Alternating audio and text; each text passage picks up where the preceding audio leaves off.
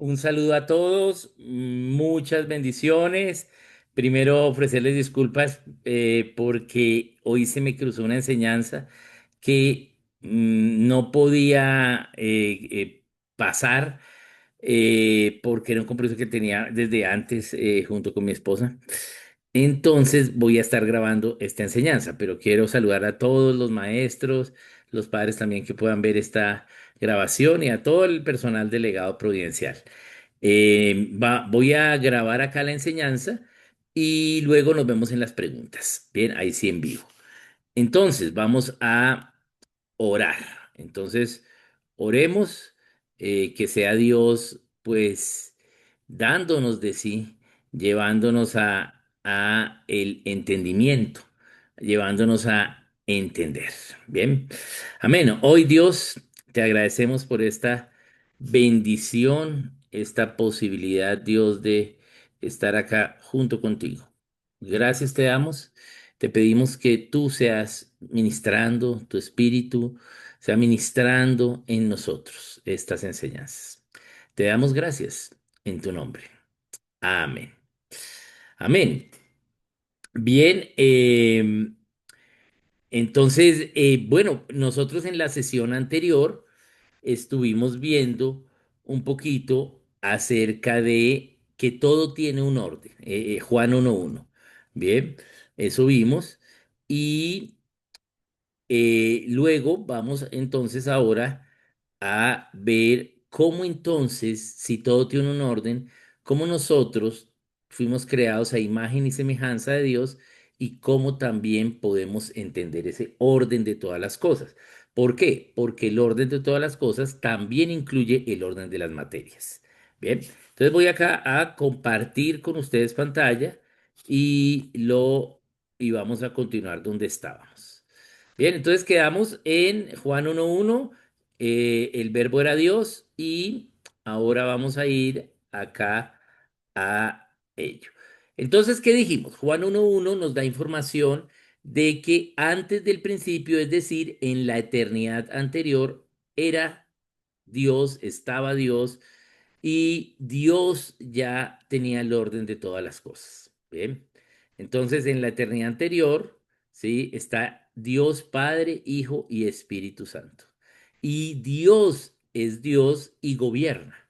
Bien, y Dios tiene sus atributos, ¿sí? Y esos atributos entre Dios, Padre, Hijo y Espíritu Santo, entonces se muestran, se viven. Bien. Entonces, en la eternidad anterior, ¿sí? Acá vamos a dar unas características de qué pasa en la eternidad anterior. Dios siempre ha sido, Dios es eterno, es uno en tres formas a la vez, Padre, Hijo y Espíritu Santo. Bien, entonces vamos a dejar solo acá formas y también en la eternidad anterior. Dios diseña el orden de todo. Desde antes de la creación del mundo, Dios decidió crear al ser humano. Bien, ¿qué evidencia tenemos? Hagamos. Bien, hagamos al hombre a nuestra imagen y semejanza. Vamos a mirar. Entonces, Dios en Génesis 1:1, en el principio creó Dios los cielos, ¿sí? Y la tierra. Los cielos, la Biblia nos revela tres cielos, ¿sí? Es decir, que creó un cielo eh, que es el cielo espiritual, un cielo que es el universo o el firmamento y un cielo que es nuestra atmósfera del planeta Tierra. Entonces Dios creó el universo, ¿bien? Y, y la Tierra como objetivo del universo para darle morada, darle vivienda a el hombre. Bien. Bien, entonces vamos a ver que el relato del Génesis empieza Génesis 1:1 y luego nos va contando pues qué sucede en cada uno de ellos, Génesis 1:2, 1:3, etcétera, hasta que llega a Génesis 1:25 y luego viene Génesis 1:26. Génesis 1:26 dice, entonces dijo Dios, hagamos al hombre a nuestra imagen, conforme a nuestra semejanza, y señoree en los peces del mar, en la naturaleza. Bien, bien. Entonces, acá vamos a ver que Génesis 1:26, ¿sí? La parte más importante para entender este versículo es la palabra entonces. Si nosotros vemos el texto de Génesis 1:1, dice, y luego dijo Dios, ¿sí? Y dijo Dios, pero en ninguno, desde Génesis 1:1 hasta Génesis 1:25, aparece la palabra entonces. Bien. Cuando vamos al texto en hebreo, sí, sucede lo mismo, por eso la traducción en este caso, pues de Casiodoro de Reina es correcta, porque en hebreo se usa allí la palabra para entonces, ¿sí? ¿Qué es entonces? Es una palabra que es una preposición, ¿sí? Bien, entonces es una preposición de tiempo. ¿M? Y es una preposición que nos da la unión de una idea con otra respecto al tiempo, ya sea hacia un tiempo futuro o hacia un tiempo pasado. Generalmente lo entendemos más hacia un tiempo futuro. Como decimos, por ejemplo, fuimos a comer y entonces luego hicimos tal cosa. Bien, ahí ese luego también nos da esa singularidad hacia el futuro. ¿M? O estoy hablando de algo y digo, entonces, y algo más. Entonces, mira, ahí lo acabo de hacer involuntariamente. Hablé una cosa y luego voy a hablar otra, pero ese entonces no me va a unir esas dos ideas y está uniendo una idea que ya dije, es decir, que está en el pasado, con una idea que voy a decir que entonces está en el futuro, ¿sí? Y al decirla, pues queda en el presente y al acabarla de decir, queda en el pasado. Entonces, mira, ahí la volví a usar. Eh, es una preposición que nos lleva a cambio de tiempo. Eso es lo que quiere decir entonces. Pero hay cambio de tiempo hacia el futuro o también hacia el pasado. ¿Mm? Acá cuando nosotros interpretamos Génesis 1:26 y lo razonamos, necesariamente la preposición entonces nos está llevando al pasado, ¿sí? Entonces dijo Dios. ¿Qué quiere decir? Que hay un cambio de tiempo. Ese dijo, ¿sí? Puede estar entendido como, ¿sí? En un pasado perfecto o en un pasado presente, ¿sí? En un pasado perfecto es, entonces dijo, ya, en el pasado, ¿sí? O de pronto una mejor traducción hubiese sido, entonces había dicho Dios, ¿bien?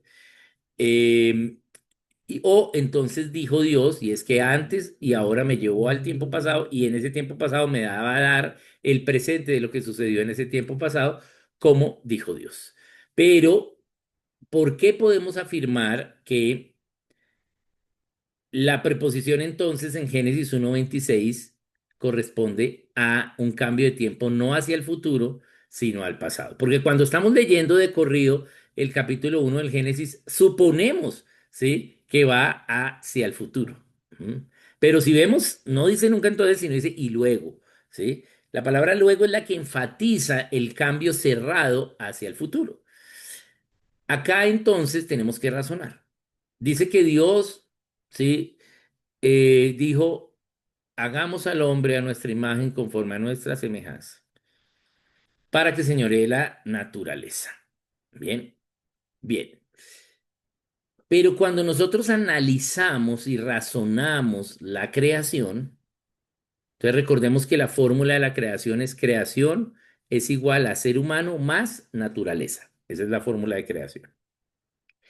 Entonces, cuando analizamos la creación al ser humano y analizamos a la naturaleza, y al analizar la naturaleza vemos que tiene un orden, pero no solo vemos que tiene diferentes órdenes, cada cosa tiene un orden, sino que esos órdenes están ordenados siendo funcionales para la vida del ser humano. Es lo que se conoce en ciencia como el principio antrópico. Entonces, todos los órdenes que tenemos funcionan para la vida del ser humano. ¿Eso qué quiere decir? Que Dios hizo la creación ¿sí? Y nos va a darla como morada, ¿sí? ¿Sí? Nuestro próximo suegro, o sea, quien va a ser nuestro suegro, que es Dios el Padre, porque nosotros somos la novia que nos vamos a casar con el hijo, él nos hizo casa. ¿M? Le dio a su hijo una casa para que cuando se case con su novia, o sea, su esposa, viva con él allí. Bien. Y esto es la tierra. Bien. Nos dio morada. Pero esa tierra tiene la forma, el diseño para que nosotros viviésemos. Por lo tanto, Dios tuvo que pensar antes del principio en el ser humano. Bien, antes del principio en el ser humano. Tuvo que pensar. ¿Para qué? Para hacer la creación con un diseño que funcione para el ser humano que había pensado antes del principio. Bien, bien. Entonces aquí tenemos, voy a dejar acá de compartir porque acá tengo que enseñarles algo que yo estoy enseñando acá pensamiento cristiano, pero lo necesitamos recuerda que estamos en la introducción de la introducción, lo necesitamos para entender bien como maestros cómo es la educación. Entonces, mire, ahí volví a decir entonces, creo que más, he dicho más sin darme cuenta. Es más, muchas veces a mí me dicen que digo mucho entonces, esa es mi muletilla. Bien, eh, debo entonces ahora explicar, ¿sí? ¿Qué evidencia, además de la creación, puede respaldar que Dios pensó en el ser humano antes de la creación del universo? ¿Mm? Y allí tenemos que entrar a analizar la razón por la cual Dios crea al ser humano. Bien. Cuando yo estoy dando estas capacitaciones, a veces no enseño eso que voy a enseñar, depende del tiempo. Pero como con ustedes tenemos un año de enseñanza, ¿sí? Eh, entonces, sí les voy a enseñar cómo debe ser, para que ustedes tengan todas las líneas, ¿sí? Correctas. Tranquilos que vamos a llegar a educación. Tranquilos, pero todo esto que estamos enseñando nos va a servir para dar el fundamento correcto para todo lo que vayamos a hacer. Bien, precisamente para poder pasar un legado providencial. Bien.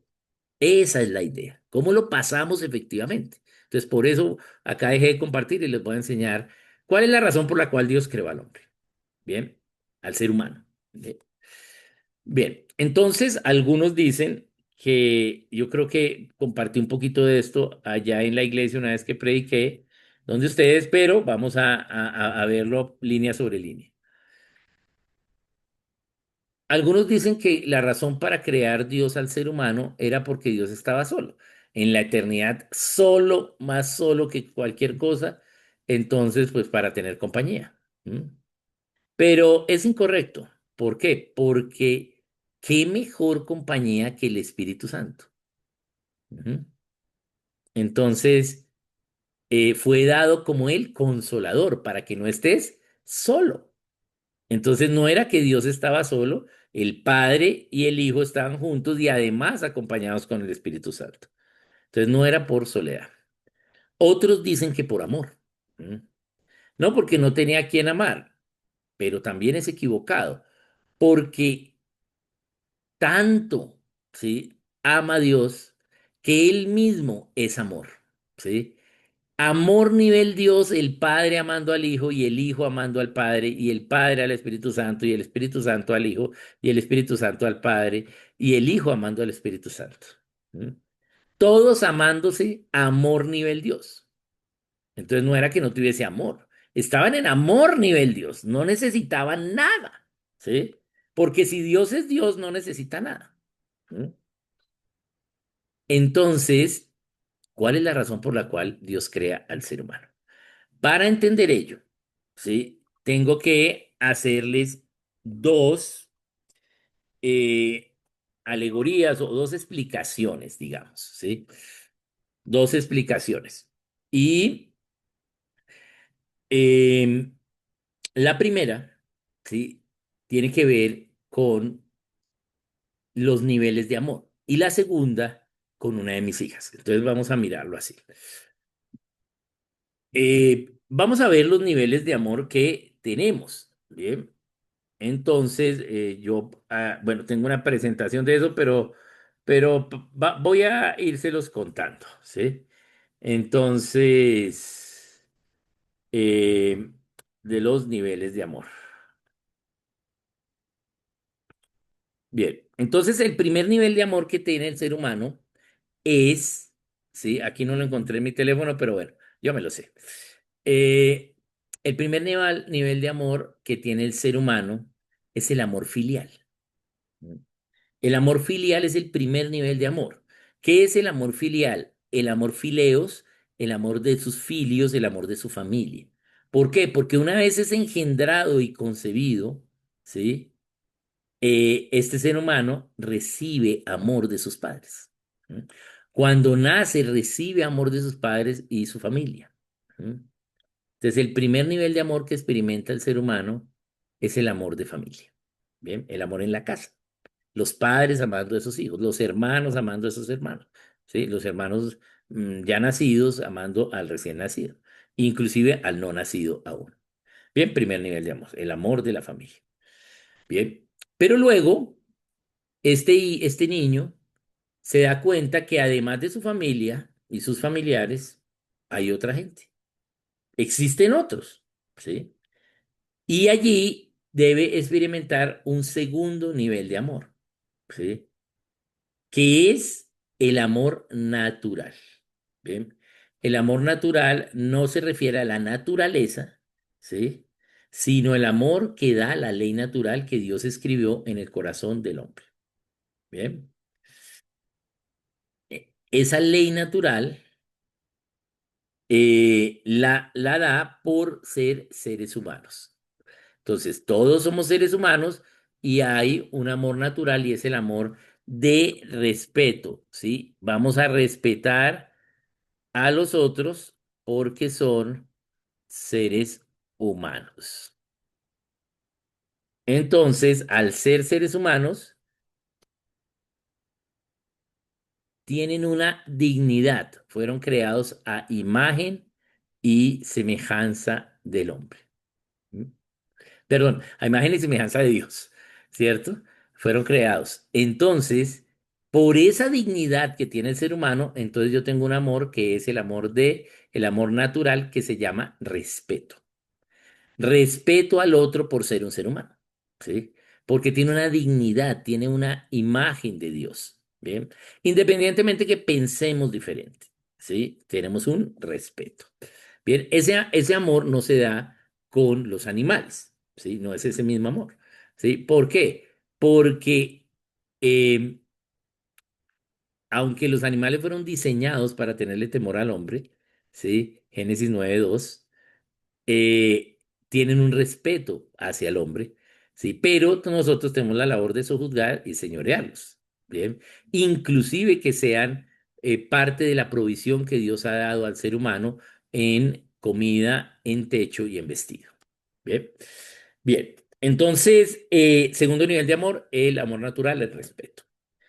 Pero luego este niño se da cuenta, o luego hay más gente, y dentro de esa gente que hay, en algunos momentos o estaciones de la vida, esas personas van a estar en el mismo lugar, ¿sí? Al mismo tiempo que uno.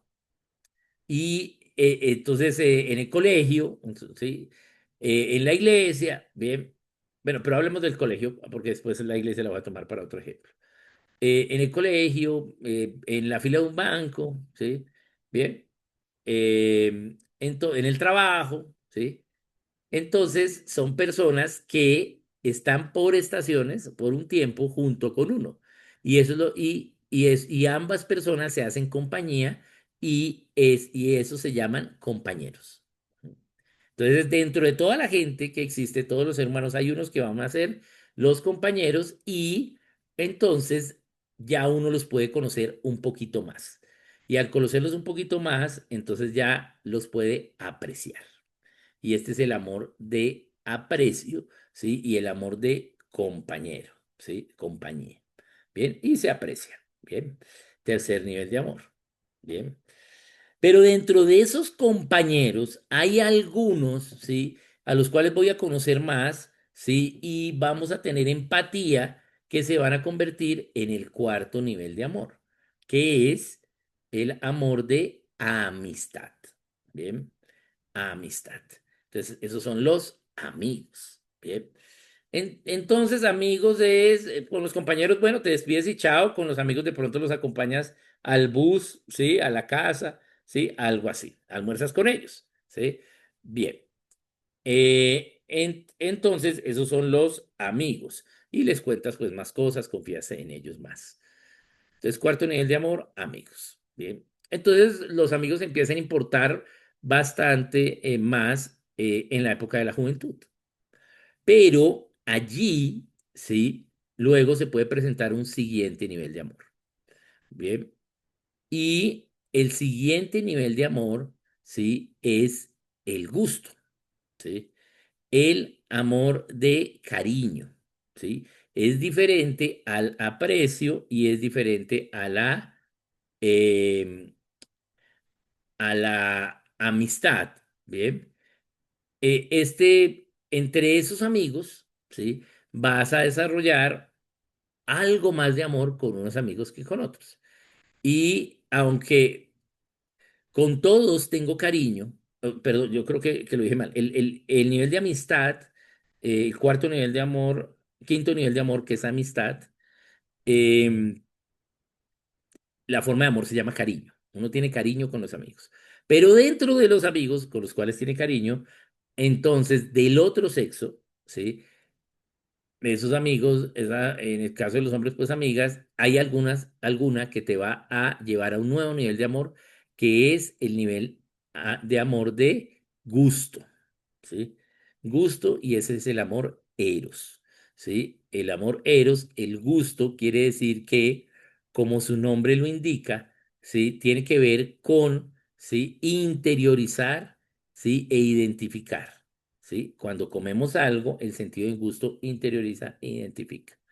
Y tiene que ver ese gusto con que ahora vas a expresar ese amor de forma, quieres expresar ese amor, tienes emociones para expresar ese amor, pero emociones físicas, no solo emociones, o sea, emociones con un resultado físico, no solo emociones con un resultado emocional como con los amigos, ¿sí? Ahora hay una expresión, o sea, hay una vivencia de una expresión física. Bien, se quiere expresar ese amor, eros, ¿sí? Ese gusto por la otra persona de forma física. Ahí hay que parar. Bien, entonces hemos visto, para recapitular, porque como dije, no dije cariño ahí cuando era amistad, entonces recapitulemos. Entonces tenemos el amor filio, la familia, luego el amor natural, el respeto, luego el amor de compañía, ¿sí? Compañeros, luego el amor de cariño, la amistad, los amigos, y luego aquí tenemos el quinto nivel de amor, que es el amor eros. Entonces ahí paramos, ¿sí? Normalmente en la juventud ya puedes experimentar tú mismo, por tú mismo, no hacia el otro, pero sí por tú mismo, este nivel de amor. ¿Bien? Entonces ahí paras. Y ahí tienes que orar. Bien. Y si oras y Dios te confirma que la otra persona, ¿sí? O sea, que esa persona, ese amor que tú sientes, Eros, eh,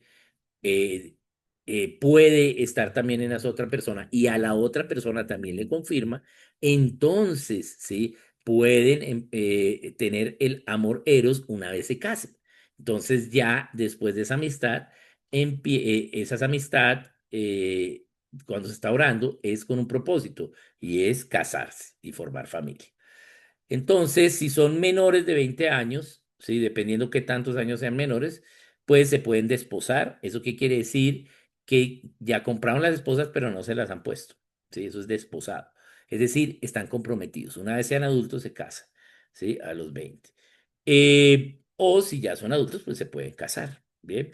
Y entonces empieza este amor eros con compromiso, que es lo que se llama noviazgo.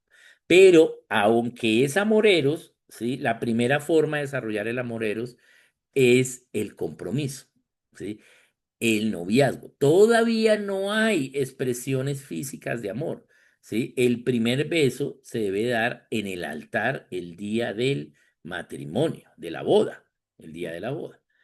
Eh, entonces, ahí viene el amor eros. Un noviazgo no es largo, no debe ser largo. En 3 meses conoces lo bueno de que alguien quiera que conozcas, ¿sí? Y lo malo, ¿sí? Que alguien no quiera que conozcas en otros 3 meses.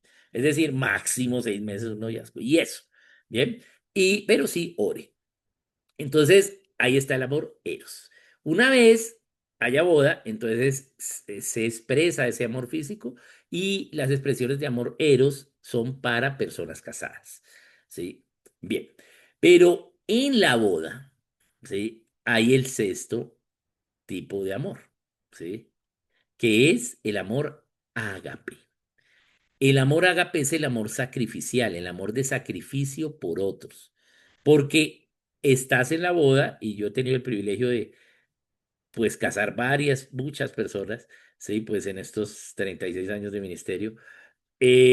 Entonces, pues bueno, hemos casado varias personas y y ahora, ¿sí? Porque el ministro le pregunta, ¿vienen ustedes acá voluntariamente? No hay nadie que lo esté obligando. ¿Están en sus cabales? O sea, él tiene que ver que no estén borrachos, ¿sí?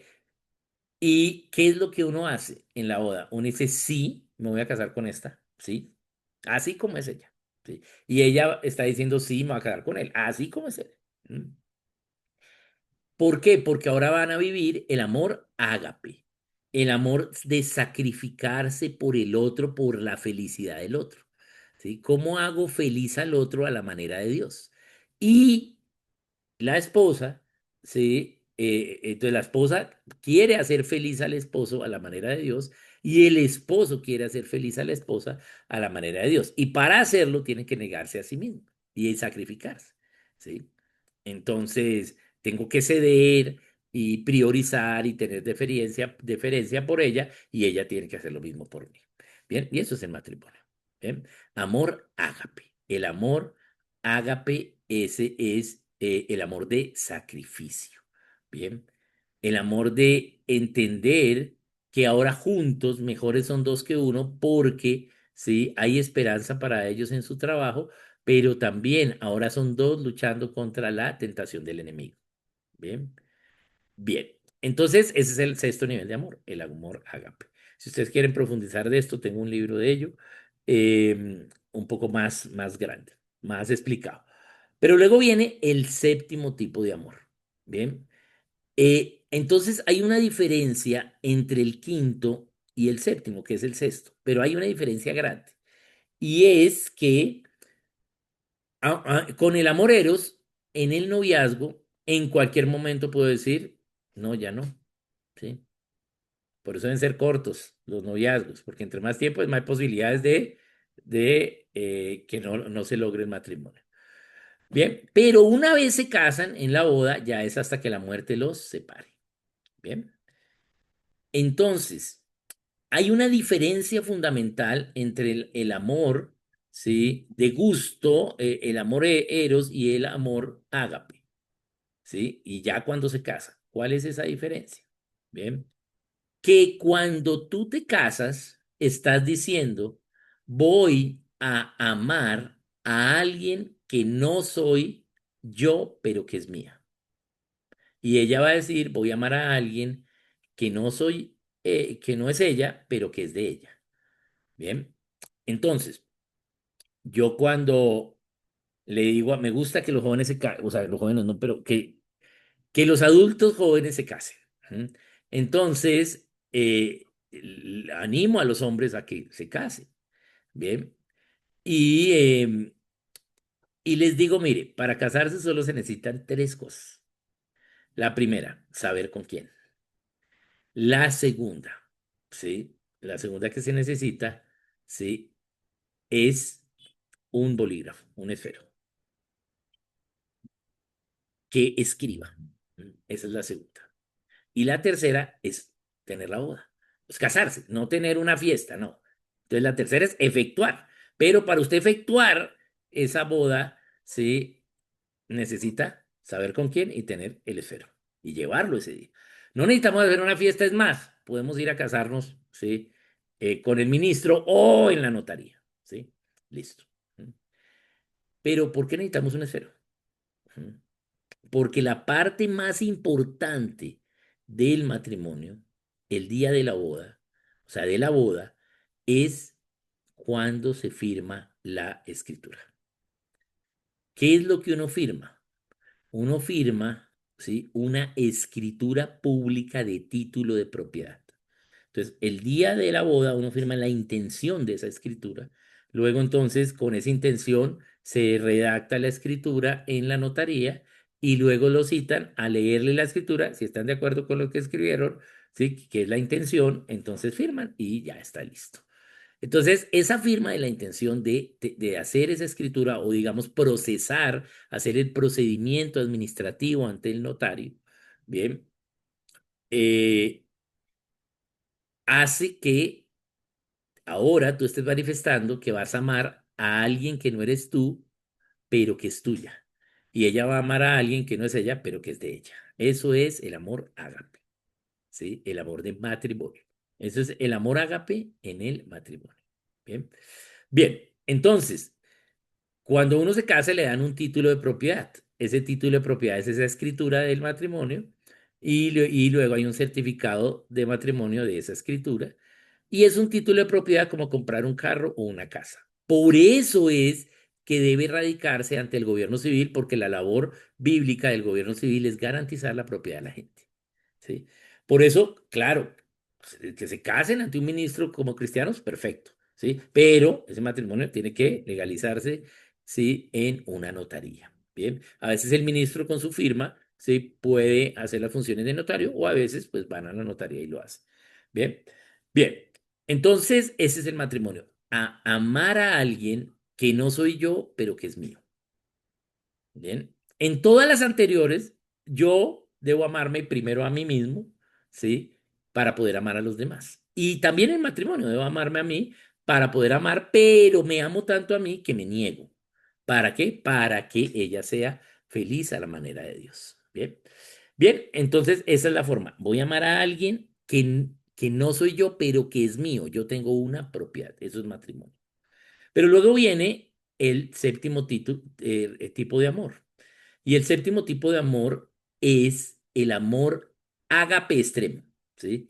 Y es el amar a los enemigos. Es el amor de Cristo por nosotros. ¿Sí? Bien. El amor de sus enemigos. Tanto nos amó Dios Padre que envió a su Hijo. ¿Sí? Pero tanto nos amó su Hijo que murió por nosotros, ¿sí? Siendo nosotros sus enemigos. El amar a los enemigos es el mayor nivel de amor, ¿bien? Y es el séptimo tipo de amor.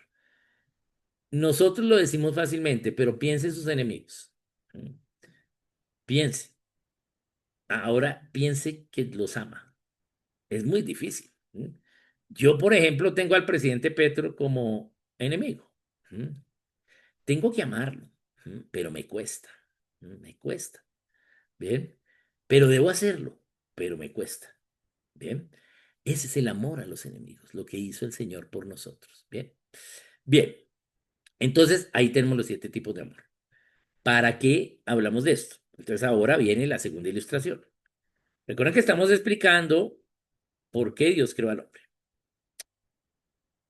Entonces, resulta que ahora les voy a contar una infidencia de mi vida, que es lo que le dije de mi tercera hija.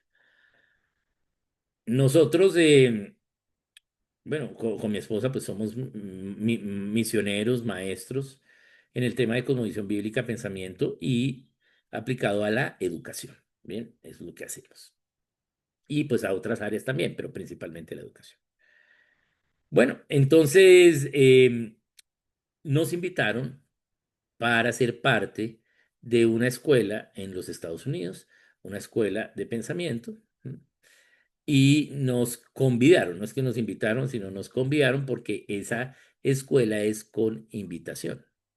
Bien, entonces nos invitaron a estudiar allá. Y pues era muy costoso, ¿sí? Un año sin trabajar en los Estados Unidos. ¿Cómo te sostienes tú como familia sin trabajar en los Estados Unidos? Bueno, entonces vendimos nuestro apartamento y con ese dinero fue que nos sostuvimos un año allá y estudiamos. Y pagamos pues también el estudio y la manutención y el arriendo y todo eso. Bien, bien. Entonces nosotros nos fuimos con nuestra primera hija. Nuestra primera hija tenía un año y un poquito, casi ya llegando a los 2 años. Y estuvimos allá con ella. Pero allá mi esposa queda embarazada de nuestro segundo hijo, que era un varón. Y ese hijo se va con el Señor. Bien. Entonces, una situación difícil, pues para nosotros, pero sobre todo, pues para mi esposa, ¿sí? Pero, y no es que yo sea un indoliente, insensible, no, pero a mí la primera vez que me pasaron la Biblia, el 8 de septiembre de 1990 cuando conocí al Señor, yo, pues, qué hace uno cuando le pasan un libro que nunca ha abierto? Pues lo abre. ¿Y normalmente por dónde lo abre? Por la mitad. ¿Sí? Si estás interesado en el libro, no lo abres por la mitad, lo abres por la parte inicial buscando el índice. Pero si no, pues lo abres por la mitad. ¿Mm? Y cuando yo abrí el libro por la mitad, Eclesiastés 7:2, que dice, mejor es el día de la muerte que el día del nacimiento, porque aquellos verán a Dios. Eso fue la primera cosa de la verdad que vieron mis ojos. Mejor es el día de la muerte que el día del nacimiento, porque aquellos verán a Dios. Entonces, pues esa fue la primera verdad que yo aprendí de Dios. Entonces, pues claro, mi suegra me dice que soy un insensible cuando la gente se muere, pero no es que sea insensible, sino que eso me lo enseñó Dios a mí. Entonces, pues claro, pues sí nos dio duro, pero a mi esposa más.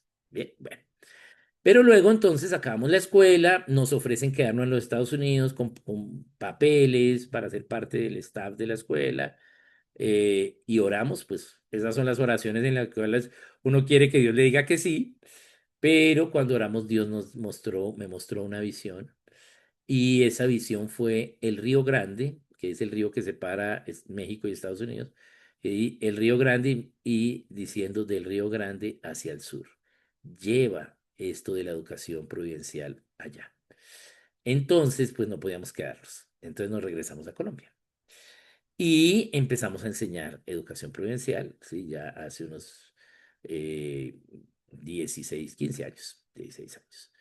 Bien, bien. Entonces, bueno, eso fue lo que dijo Dios. Aquí, entonces, cuando volvimos, entonces queda mi esposa embarazada de nuestro tercer hijo, que es una hija, y entonces ella tenía, pues, nervios un poco, estaba, pues, algo temerosa por eso, eh, y, y bueno, ahí estuvimos y en ello. Y Dios no nos daba el nombre, orábamos y no nos da el nombre, y luego pues nos dio el nombre, nos dijo que esa hija debíamos entregársela a él, por eso se llama Ana, así como Ana entregó a Samuel, y que debía también en su nombre ser en honor a las misiones. Entonces, por eso se llama Paula, pues porque Pablo, pues el mayor ejemplo de misiones, entonces se llama Ana Paula. Entonces, además de esa oración por el nombre, yo personalmente estaba orando por una situación especial y es que yo en mi casa, mi familia no es cristiana, bueno, mi hermana hace poco ya es, pero pues no, eso no era una familia cristiana y mis padres pues no y mis otros hermanos tampoco. Entonces, mis padres siempre tuvieron preferencias a los hijos, ¿bien? Siempre. Y, eh, y yo pues no era preferido, ¿bien? Yo nunca fui el preferido. Entonces yo dije, cuando yo sea grande y tenga hijos, yo voy a amarlos igual. Voy a amarlos y no voy a preferir a ninguno sobre el otro. Bien. Pero, sí, ahora, con esta hija que venía, yo pensé, yo amo mucho a María Claudia, que es la mayor. La amo mucho, ella fue muy esperada, sí, 6 años esperada, em, promesa de Dios, bueno, la amo mucho, ¿sí? Entonces yo digo, yo amo mucho a María Claudia, entonces, amo mucho a María Claudia, entonces no voy a poder amar a Ana Paula igual que yo amo a María Claudia y voy a dañar a la niña. Y ese era mi temor. Entonces yo oraba a Dios y le decía, Dios, por favor, capacítame para ahora amar a cada una igual. Si yo quiero amarlas igual, a Ana Paula, esta niña que viene, quiero amarla igual. No, no quiero amar más a María Claudia. Y yo tenía pues ese temor. Bien, listo. Entonces resulta que nace la niña y me la pasa la enfermera. Y nace Anita y cuando me la pasa la enfermera, bueno, yo oraba y Dios no me respondía. Yo solo le pedía, pero no me decía nada. Y entonces yo, ve, pero no estoy en el repecado para que Dios no me hable. ¿Qué pasa? Nada. ¿Mm? Entonces yo seguía con ese temor y Dios no me guiaba, nada, ni palabra, ni leía la palabra, nada. Bueno, me pasan la niña el día que nace y en esos 5 segundos Dios me habla a mi conciencia y me dice, no te respondí la oración porque pediste mal. ¿Ven? No te respondí la oración porque pediste mal. Voy a dejarme acá las gafas, eso. Entonces, yo, pequeño saltamontes, en esos 5 segundos empecé a pelear internamente en mi mente con el único Dios creador del universo. Y yo diciéndole, ¿cómo así Dios? ¿Cómo así que pedí mal? ¿Acaso está pedir mal amarlas igual? No, yo tengo razón. Y yo creo que Dios se reía y me daba palmaditas en la espalda diciendo, este no tiene ni idea todavía de lo que es el amor. Y Dios me dice, no te respondí la oración porque tú creías que tenías el amor.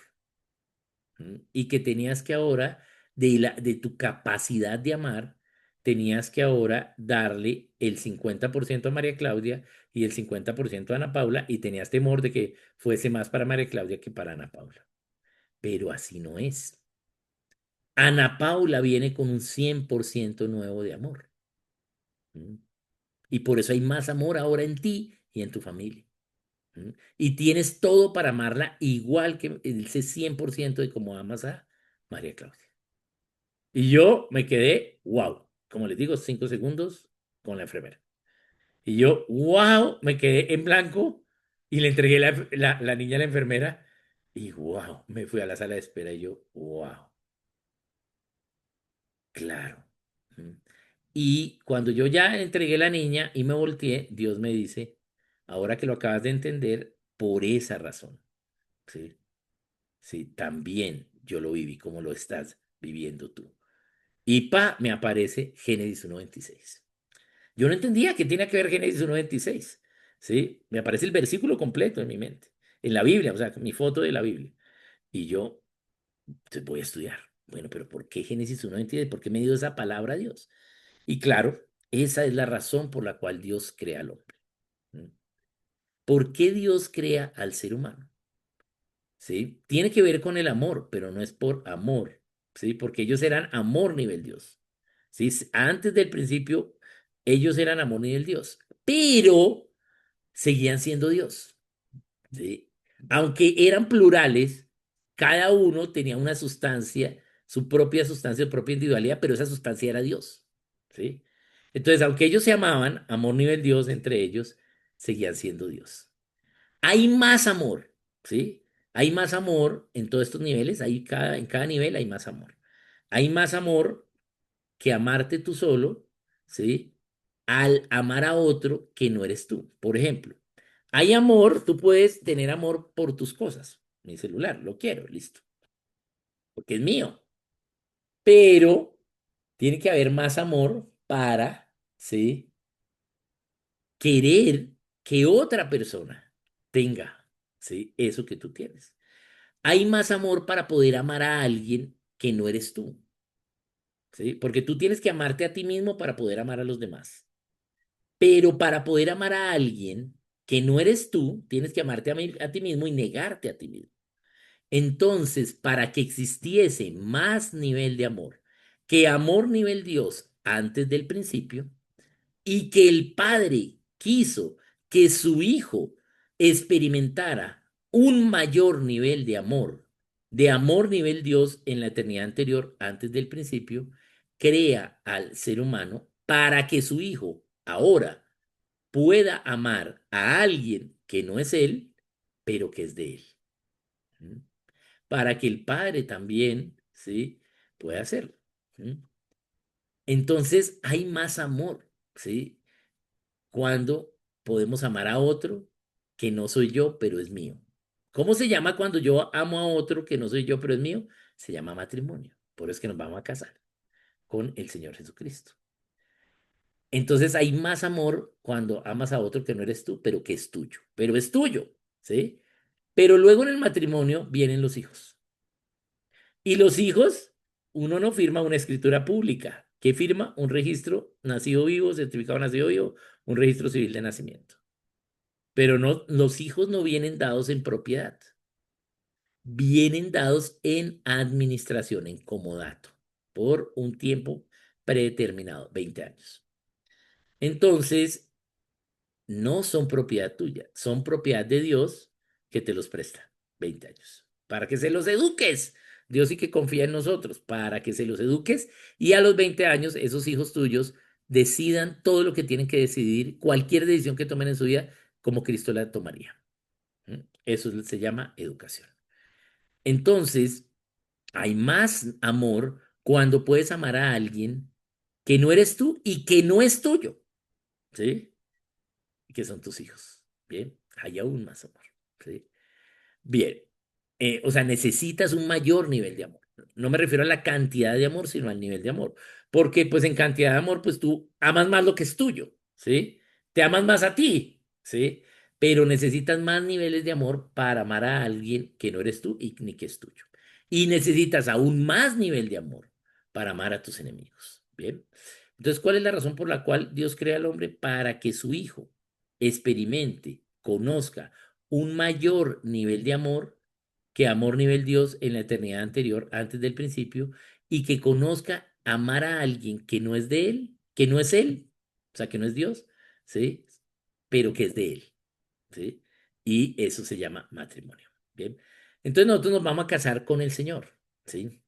Y cuando nos casemos, vamos a experimentar ese amor de matrimonio, ese amor ágape, pero también el haber creído en Él nos hace hijos del Padre. Y entonces el Padre va a experimentar el amar aún más, ¿sí? Que es amar a alguien que no es Él, ¿sí? Que no es Él, ¿sí? Y que son sus hijos. ¿Mm? ¿Ver? Y eso es. Y, ¿sí? Como resultado de esos dos amores, vamos a vivir en el Espíritu Santo esos dos amores, ¿sí? Y esa es la plenitud del amor en el cielo. Entonces, esa es la razón. Dios crea al ser humano para que el Señor Jesucristo experimente un mayor nivel de amor. Amar a alguien que no es Él, pero que es de Él, un matrimonio. Por eso toda la creación fue hecha en Cristo, por Cristo y para Cristo. Nosotros somos parte de la creación y fuimos hechos para Cristo. Bien, bien, ¿para qué todo esto? Porque para que eso sucediese, teníamos que ser creados a imagen y semejanza. Bien. Y ahora sí voy a volver a nuestro versículo. Entonces, Dios pensó en nosotros antes del principio. ¿Mm? Bien, para todo esto, ya entendimos por qué. Porque ese entonces, dijo Dios, no pasó después de Génesis 1:25, sino acá Dios está haciendo una remembranza de lo que habían dicho ellos antes del principio, en la eternidad anterior, antes de Génesis 1:1. Ellos se habían puesto de acuerdo, Padre, Hijo y Espíritu, y habían tenido esta idea: hagamos al hombre a nuestra imagen, conforme a nuestra semejanza, para que gobierne la naturaleza. ¿Por qué para que gobierne? Porque tiene que aprender a gobernar, porque nos vamos a casar con él, ¿sí?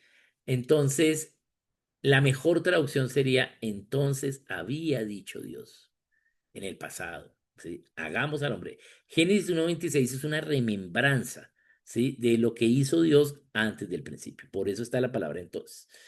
Bien, listo. Entonces, acá ya sabemos que Dios pensó en hacernos a la imagen y semejanza. ¿Qué sucede luego? Entonces dice, bueno, ya creé todo esto, recuerde, hacemos esta remembranza y ahora pues efectúa ello, ¿sí? Entonces nos crea. Bien, pero vamos a ver qué es imagen y semejanza. Bien. Imagen y semejanza. La palabra imagen, no, yo que los que tenemos más añitos, yo sé que allá todos ustedes son más jóvenes.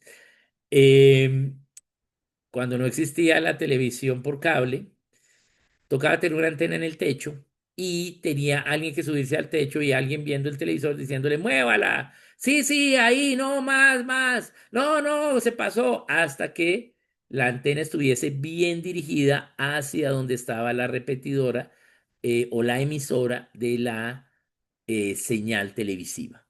Y así entonces el televisor tenía una buena imagen. ¿Mm? Bien. ¿Por qué tenía una buena imagen? Porque tenía lo mismo, ¿sí? Que fue dado por otro, ¿sí? Eso es imagen, ¿bien?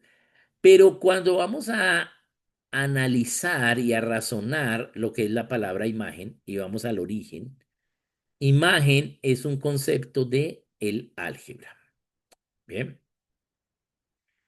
Y este concepto del álgebra lo tenemos acá.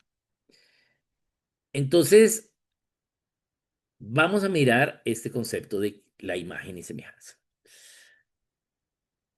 Resulta que había un filósofo, hermano nuestro, que vivía en París. Y resulta que él se queja con Dios porque él le explicaba a la gente las cosas y la gente no le entendía. Entonces él se queja. Pero Dios, tú me mandas a enseñarle a la gente y yo le enseño y la gente lo entiende. Entonces Dios le revela una herramienta para que la gente le entienda. ¿Qué es esta herramienta que estamos viendo acá en esta presentación? Bien. Bien, entonces aquí voy a hacer una pregunta, pero en esta no va a poder participar Isa o Leonel, sí, Leonel o Isa, porque quiero que ellos miren quién responde. Bien, aunque creo que de pronto algunos ya saben la respuesta, porque yo cuando estuve en la iglesia hablé sobre ello. Bien, bien, entonces vamos a ver quién la sabe. Y es esta. ¿Cómo se llama esta herramienta?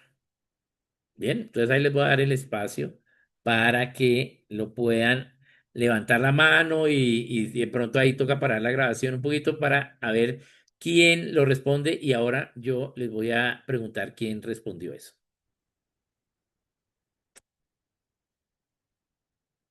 Bien, entonces no puedo decir el nombre ni del filósofo ni de esta herramienta. Bien, pero esta herramienta, bueno, ahora sí ya lo puedo decir porque ya pasó el tiempo. Entonces yo espero que ya alguno de ustedes haya respondido. Bien, esperemos a ver. Esta herramienta se llama plano cartesiano y el filósofo se llama René Descartes. Entonces Dios le reveló a Descartes cómo hacer para que la gente le entendiese. Y le reveló el plano cartesiano en tres dimensiones, lo usamos más en dos, entonces acá lo tenemos en dos dimensiones con el eje X y el eje Y. Este concepto de imagen es un concepto del álgebra de ecuaciones, exactamente del álgebra de funciones. ¿Qué es una función? Esto es el álgebra de noveno grado en mi época, no sé ahora cuándo se enseñe, pero antes de trigonometría y después de factorizar, vemos ecuaciones y funciones. Entonces, ¿qué es una función? Es una ecuación que funciona a través del tiempo. Por eso se llama función. Entonces, nosotros veíamos diferentes ecuaciones, diferentes funciones. Es más, las gráficábamos, ¿sí? Hacíamos gráficas en papel milimetrado verde con colorcitos, pero luego llegaba la evaluación y decía, halle la imagen de X en Y de acuerdo a esta función. Y ahí quedábamos en blanco, porque nos enseñaron a graficar, pero no nos enseñaron el razonamiento. Entonces vamos a hacer ese razonamiento. Voy a escoger la función más fácil. X es igual a Y. Bien, bien. Esa es la función más fácil. Si X vale uno, pues Y vale uno. Entonces, ¿cómo la graficamos? Pues donde se cruce el valor de X con el de Y, entonces si X vale uno, entonces estamos en el uno en X, y Y vale uno, entonces donde se crucen y hacemos un puntito. Y si X vale 2, pues Y vale 2. Y entonces eso nos da una función con pendiente de 45 grados que pasa por el cero y esta es la función x igual a y. Bien. ¿Qué es la imagen? La imagen es halle la imagen de X en Y de acuerdo a esta función, a este razonamiento. Entonces la imagen es lo mismo, por eso ahí es igual, pero de acuerdo a un diseño, de acuerdo a un logos, de acuerdo a un razonamiento. Bien, eso es imagen. Pero solo los que sepan un poquito de álgebra de pronto me entendieron lo que es imagen con este concepto. Entonces ahora lo voy a explicar con un concepto más fácil. Siempre lo explico con este concepto. Yo creo que también ustedes ya lo han escuchado, pero es importante hacerlo. Mm, veámoslo. ¿Cómo explico yo el concepto de imagen? Ya lo expliqué como es, pero no es tan fácil de entender. Entonces lo explico de esta forma. Y es cada día en el mundo, de acuerdo a las cifras como iba en 2017, cada día en el mundo hay 70.000 personas que mueren sin Cristo. Están muertos para toda la eternidad. Pero Dios quería que ninguno de ellos se perdiese. Pero se perdieron por su necedad, ¿m? Por su orgullo. Y se perdieron para siempre. ¿Cómo está el corazón de Dios? Súper triste. Muy, muy triste. Bien. Súper triste. Tan triste que ni lo podemos saber. ¿M? Entonces, si a uno alguien se le muere y se pone triste, imagínense que te mueran 70.000 al día. ¿M? La tristeza es una emoción que tiene Dios que no la dio a imagen. Tal cual como Dios está triste, nosotros estamos tristes. Eso es imagen. Tenemos la misma tristeza, ¿sí? La misma forma de tristeza, el mismo diseño de esa tristeza, el mismo logos de esa tristeza. Dios nos lo dio a nosotros tal cual. ¿Por qué? Porque nos diseñó así, a su imagen. ¿Ok? También cada día en el mundo, es decir, ayer, hay 110.000 personas que confiesan a Cristo como Señor y Salvador. Entonces hay fiesta en el cielo. Si por uno, que era un pródigo, ¿sí? Hubo fiesta, imagínese. Por esa oveja perdida que vienen cada día 110.000 ovejas que estaban perdidas. Gracias. ¿Cómo está el corazón de Dios? Gozoso, súper feliz también, ¿sí? Porque habían 110.000 que estaban perdidos y han vuelto al redil. Bien. El gozo es una emoción dada a imagen y semejanza. Todas las emociones son dadas a imagen, ¿sí? Y semejanza, pero vamos a mirar imagen. Imagen es igual, tal cual como Dios está gozoso, es como nosotros estamos gozosos. Bien, tal cual. Entonces, esa es la imagen. Él nos lo dio lo mismo, pero no porque nosotros no lo merezcamos, sino porque Él hizo ese logos con nosotros, hizo ese orden para nosotros. Ese orden ya estaba desde antes de la fundación del mundo. Bien, entonces nos lo hizo para nosotros y nos dio esa misma gozo, esa misma tristeza, esa misma imagen. Bien, entonces imagen es lo mismo, pero como resultado de un razonamiento, como resultado de un logos, de un diseño. Bien, bien. ¿Qué es la semejanza? ¿Mm? La semejanza son los grados de libertad que tiene la imagen. Los grados de libertad es un concepto de la estadística. Pero para entenderlo, entonces, los límites que Dios nos pone donde podemos usar esa imagen. Por ejemplo, somos tan libres como Dios es libre. Dios nos dio libre decisión. Eso está, nuestra libertad está dada a imagen. ¿Mm? Tal cual como Dios puede, tiene la libertad para decidir, nosotros también. Pero nosotros somos libres en el universo, en una caja que se llama universo. ¿Mm?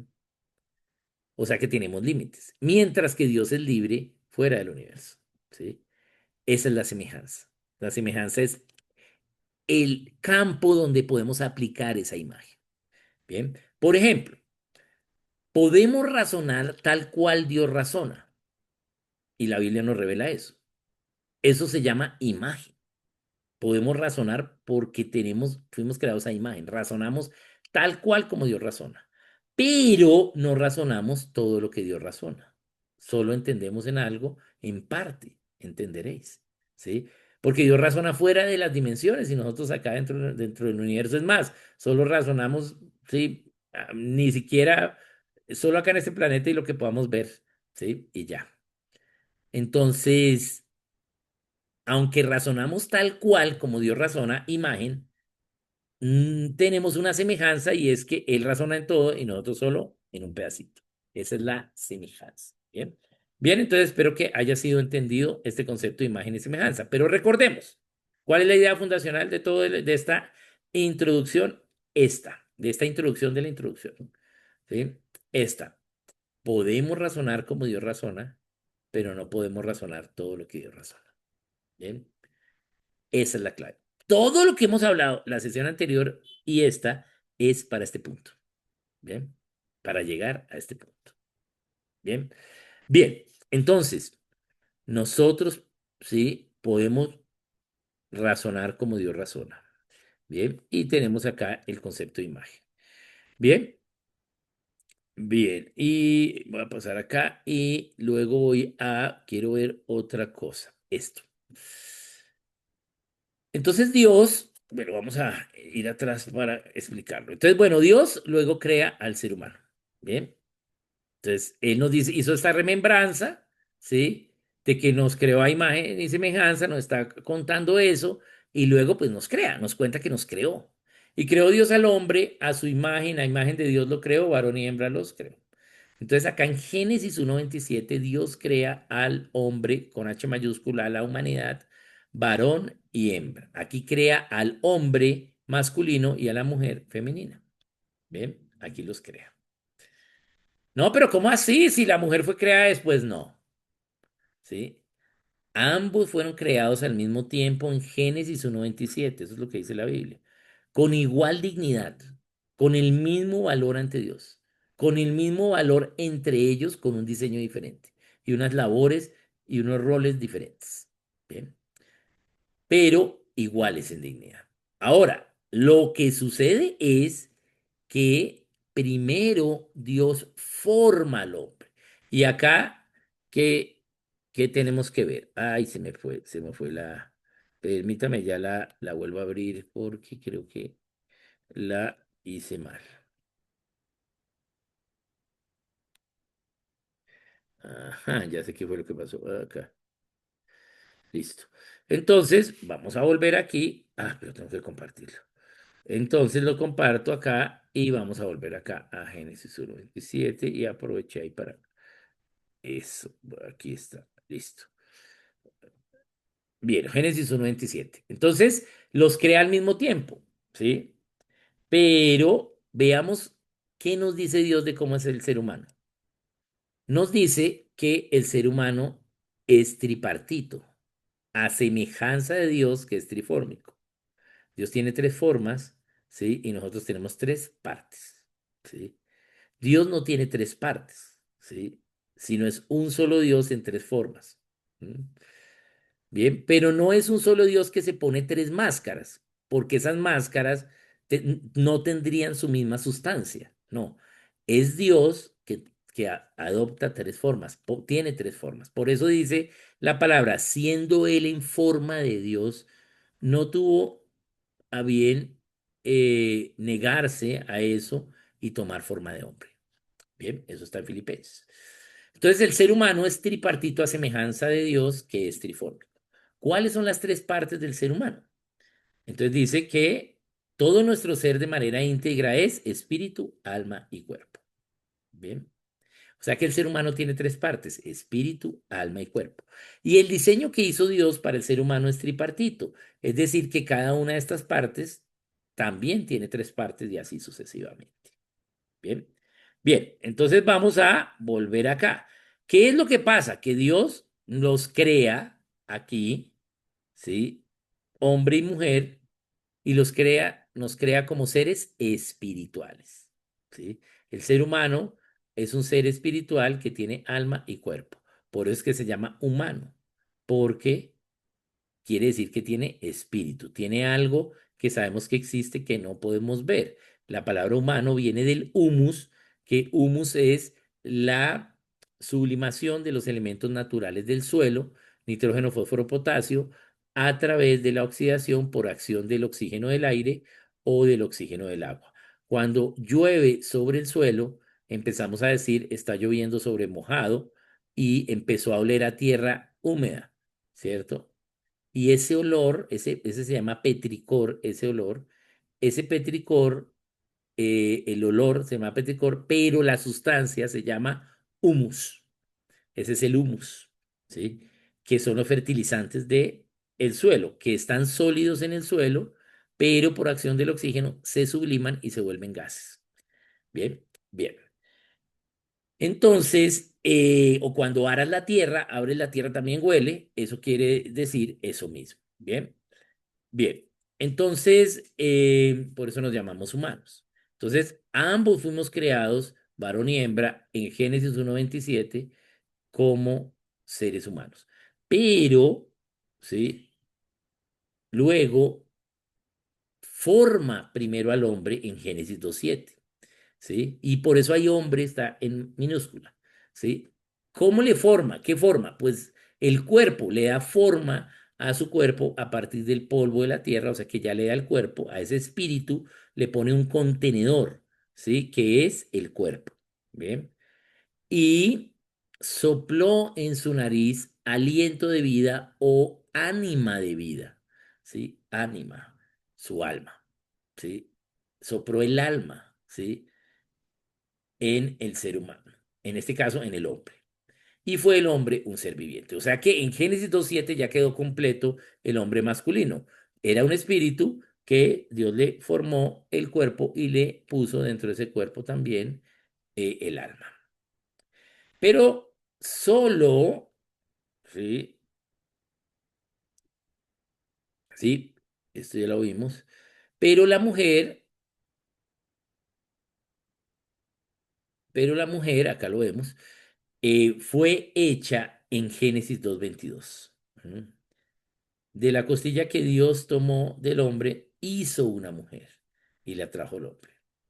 Entonces acá, acá ya ese espíritu mujer creado en Génesis 1:27 ahora ya tiene cuerpo en Génesis 2:22. Y del alma, ¿qué pasó con el alma? Por eso fue que tomó el costado de la costilla izquierda, ¿sí? Del hombre para hacer la mujer, para que llevara su misma alma. Entonces eso ya también lo vimos cuando prediqué allá en la iglesia de ustedes, y es que por eso un hombre y una mujer sin Dios son competencia, pero un hombre y una mujer con Dios son complemento, porque tienen la misma alma. Bien, bien, entonces, sí, tenemos la misma alma. Ahora, voy a volverme acá. Entonces, el ser humano es espíritu, alma y cuerpo. Cada una de esas tres partes tiene tres partes. ¿Cuáles son las tres partes del cuerpo? Las tres partes del cuerpo son cabeza, tronco y extremidades. ¿Cuáles son las tres partes del alma? Mente, voluntad y emociones. En ese orden. Bien. Entonces, vamos a ver que Dios nos dio voluntad y nos dio libertad para elegir en la voluntad, a imagen de Él. ¿Mm? Entonces, podemos ser libres para elegir. Tenemos libre elección. Pero Dios nos da las instrucciones para usar nuestra voluntad. Bien. Y es que razonemos, pero vamos a ver cómo nos las da. Que razonemos porque podemos razonar como Él razona. Entonces, ¿cómo nos la da? Tenemos el alma, que es mente, voluntad y emociones. Y dice, no decidas por emociones porque el corazón es más engañoso que todas las cosas. Eso está en Jeremías 17. Es decir, que no hagas del alma el orden emociones, voluntad, mente.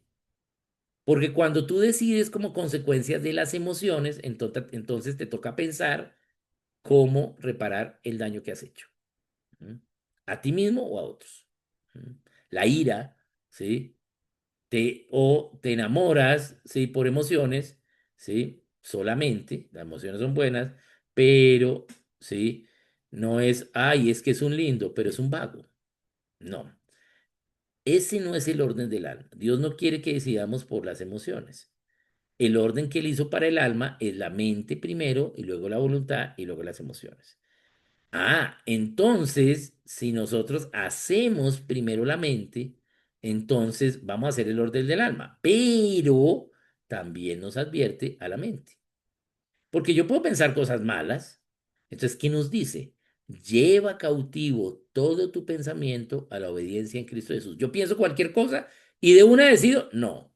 Tomo ese pensamiento y lo llevo cautivo a la obediencia en Cristo Jesús. ¿Y dónde queda la obediencia en Cristo Jesús? ¿Mm? ¿Dónde está eso? Tenemos que saber cuáles son las partes del espíritu. Bien. Entonces, el espíritu tiene tres partes también. La primera es la comunión, ¿sí? En nuestro espíritu tenemos una parte para tener comunión con un mundo espiritual que no vemos. Nosotros vamos a decidir qué comunión tendremos, pero estamos capacitados en nuestro espíritu, en una de sus partes, para la comunión con un mundo espiritual que no vemos. Bien, esa es la primera. ¿Sí? Segundo, y ese mundo espiritual que no vemos puede ser Dios o puede ser el espíritu. Bien. Segundo, el lugar del Espíritu Santo. También tenemos la capacidad de tener comunión con el Espíritu de Dios. Yo le llamo acá el lugar, aunque no es un lugar físico porque el Espíritu no es físico, pero para entenderlo es como si cada uno de nuestro espíritu tuviese el lugar del Espíritu Santo. Entonces, toda persona fue diseñada por Dios, todo ser humano tiene en su espíritu el lugar del Espíritu Santo, pero no todos los seres humanos tienen al Espíritu Santo en el lugar del Espíritu Santo o no tienen una comunión con el Espíritu Santo en el lugar del Espíritu Santo, sino que hay unos paganos que aunque tienen el lugar del Espíritu Santo, no tienen la comunión con el Espíritu Santo en el lugar del Espíritu Santo, y los cristianos que aunque también tenemos el lugar del Espíritu Santo, sí tenemos comunión con el Espíritu Santo en el lugar del Espíritu Santo. Bien, entonces esa es la segunda parte del Espíritu, la comunión con el Espíritu Santo, el lugar para tener esa comunión. Y la tercera parte del Espíritu es la conciencia. ¿Mm? La conciencia es donde Dios puso la ley natural. Por eso los seres espirituales tienen ley natural y son responsables ante la ley. Por eso nadie tiene excusa, porque ahí podemos razonar. En la conciencia es donde razonamos. Bien, nadie tiene excusa. Por eso Dios creó un ser espiritual e hizo otro ser espiritual. ¿A quién creó? Al ser humano. Y además hizo a los ángeles. Bien. Por eso los ángeles también son responsables. Pero los ángeles no fueron creados a imagen y semejanza de Dios, ¿sí? Porque no son tripartitos, ¿sí? Solo tienen dos partes, espíritu y alma, pero no tienen cuerpo. Bien, bien. Entonces, ¿cómo debemos decidir? Razonando. ¿Por qué? Porque cada pensamiento que tengamos en nuestra alma lo llevamos cautivos a la obediencia en Cristo Jesús que está en nuestra conciencia. La conciencia es donde tenemos la ley natural y las demás leyes que hemos razonado y hemos metido en nuestra conciencia. Y la conciencia nos va a decir, ese pensamiento es bueno. Entonces, si ese pensamiento es bueno, ¿qué debemos hacer en nuestra voluntad? Pues hacerlo.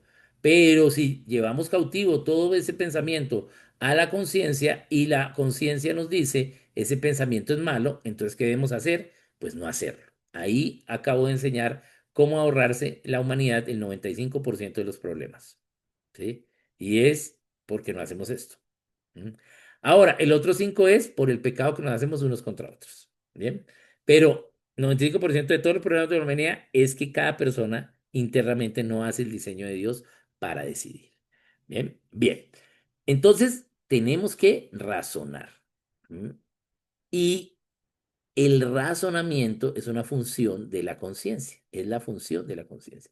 Y razonar es tener las evidencias de la verdad y llegar a la conclusión de que esa es la verdad porque tienes las evidencias. Bien, entonces, ¿sí? Como podemos razonar como Dios razona, y Dios nos dio la libertad para razonar y verlo a Él y razonar su orden, entonces tenemos que aprender a razonar y educar a través del razonamiento. Bien. Muy bien, vamos a dejar hasta acá. Ahora nos vemos para la parte de las preguntas. Bien, un saludito.